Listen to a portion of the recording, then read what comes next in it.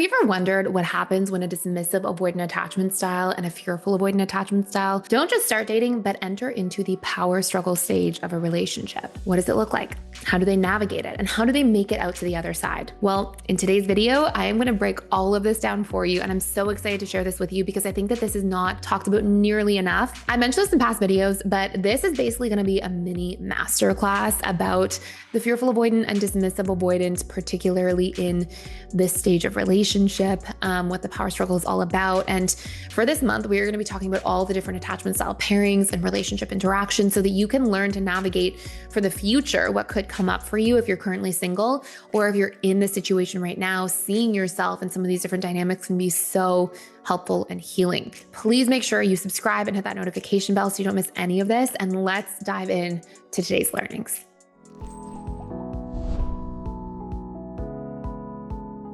We have to start by understanding that relationships change.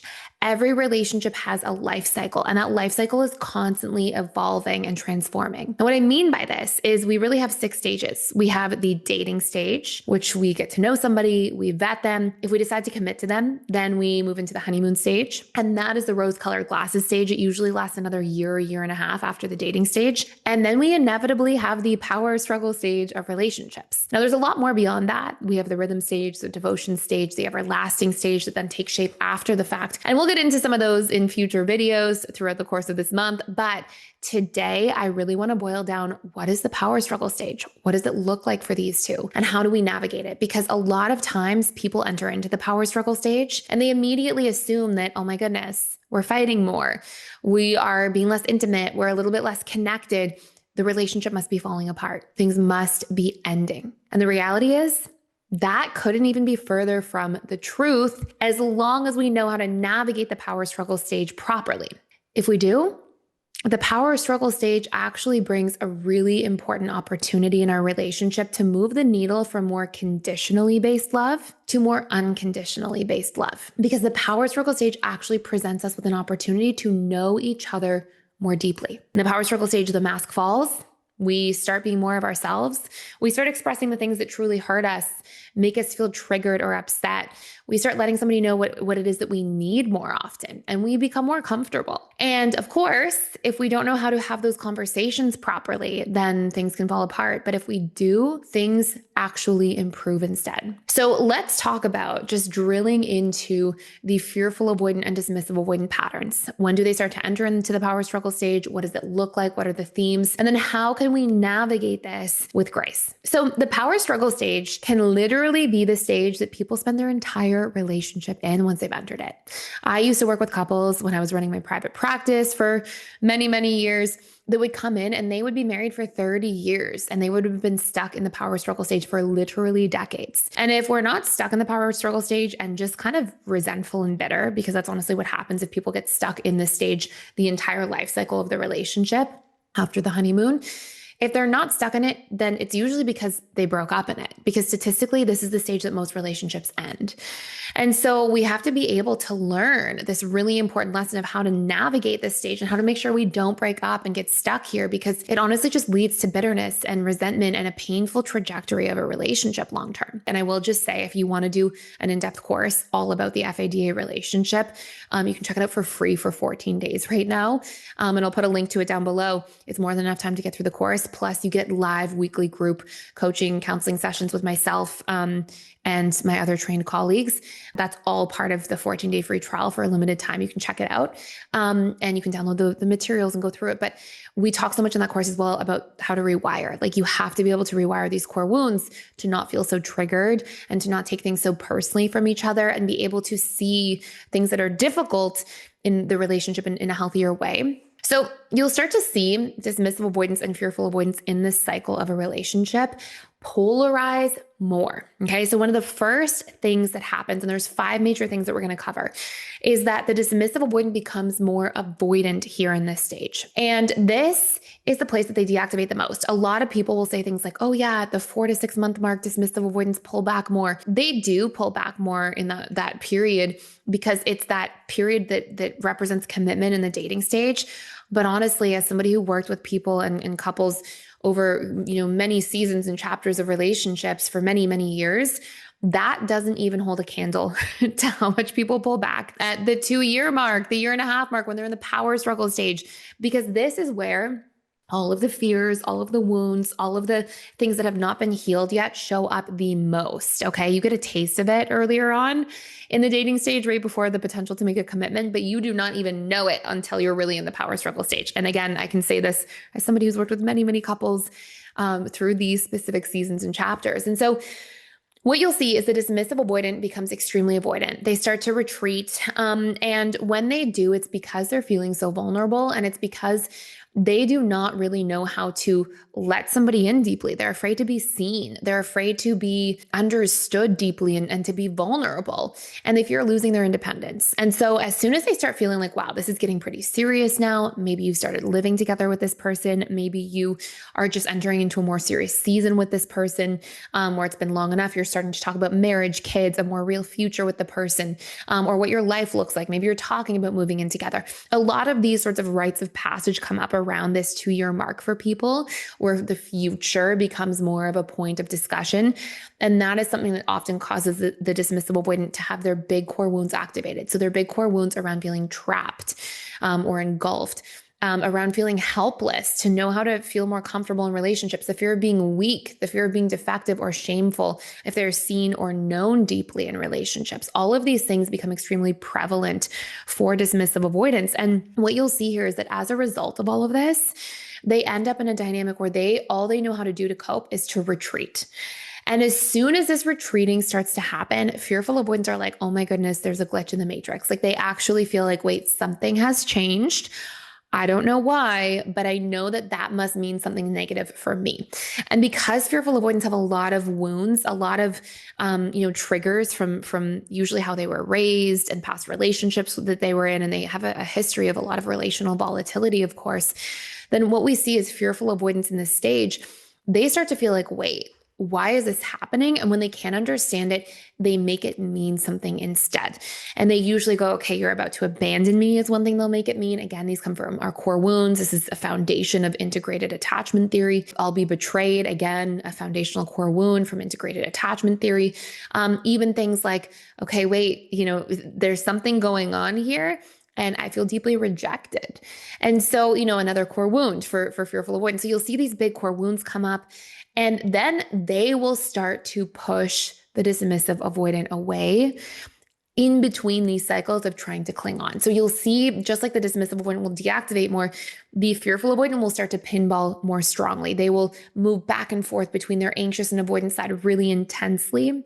And that pinballing back and forth and that volatility that starts to take shape is the very thing that often causes dismissive avoidance to really shut down, to retreat, to pull away, to feel like they have to go into this mode of self-protecting. And as a result of that, this is where the relationship starts to go off the rails, or at least has the potential to do so. Number 2 is that both parties in the relationship, one person can start it, one person can lead it, but both parties actually have to be able to practice it, have to let the other person in. So you have to practice actual vulnerability. One of the literal rites of passage of making it beyond the power struggle stage is vulnerability and getting to know and see and understand each other's inner worlds. And what happens so frequently is we have these two individuals who have been punished by vulnerability growing up or in past relationships. When they were vulnerable, if you were fearful avoidant, there wasn't room for you. It had to be about the chaos around you. If you were vulnerable as a dismissive avoidant, it was constantly met with rejection and dismissal and sort of denial of your emotions.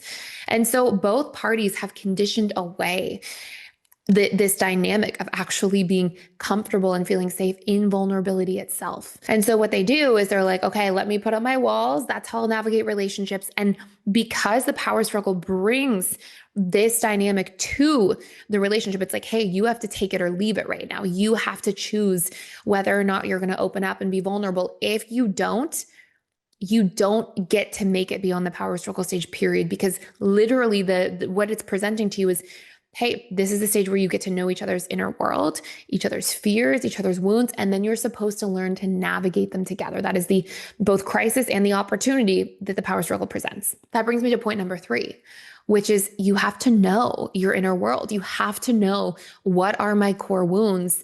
And there has to be the ability not only to rewire them from a neuroplasticity perspective, something we talk so much about in integrated attachment theory. There's not just the rewiring, it's the understanding what your fears are, because you have to, and these points all kind of go together here, 2, 3, and number 4.